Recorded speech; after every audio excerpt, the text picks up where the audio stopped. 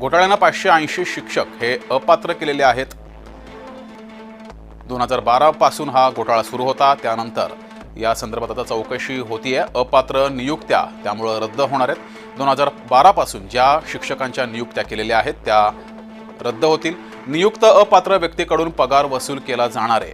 2012 पासून किंवा त्यानंतर सुद्धा ज्या शिक्षकांनी पगार घेतला असेल तो वसूल केला जाईल। चौकशी समितीमार्फत घोटाळ्याची चौकशी केली जाईल असं मुख्यमंत्र्यांनी याआधीच म्हटलंय। शिक्षण संचालक चौकशी समिती प्रमुखपदी असणार आहेत।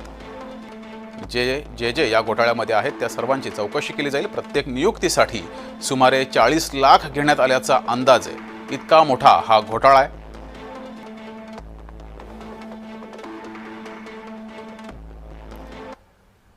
तर 2012 पासूनचा हा घोटाळा आहे। आता SIT स्थापन केलेली आहे। या घोटाळ्यामध्ये किती जण अडकण्याची शक्यता आहे, घोटाळ्याला कशी सुरुवात झाली ते सुद्धा पाहूयात।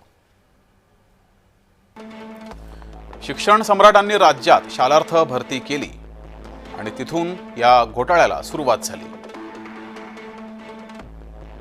शालार्थ भरती म्हणजे संस्था पातळीवर झालेली शिक्षक भरती आणि हीच शिक्षक भरती करताना मोठ्या प्रमाणात घोटाळा झालेला आहे। पैसे घेऊन हा घोटाळा केला गेलाय। संस्था चालकांनी मनमानी शिक्षक भरती केली आणि ही शिक्षक भरती करताना अर्थातच पैसे घेतले गेले। सरकारी अधिकाऱ्यांच्या मदतीने भरती केली गेली। शिक्षकाला त्यानंतर ID सुद्धा मिळवता आला। शिक्षकाची नियुक्ती मागील तारखेनं दाखवून पगार सुद्धा उचलला गेलाय।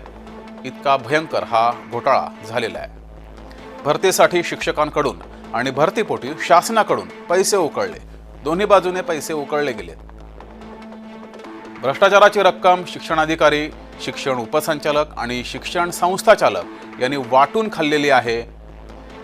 हे या घोटाळ्याचे एक वैशिष्ट्य आहे। सगळेच यामध्ये भरडले गेलेले आहेत। सगळ्यांचा सहभाग आहे।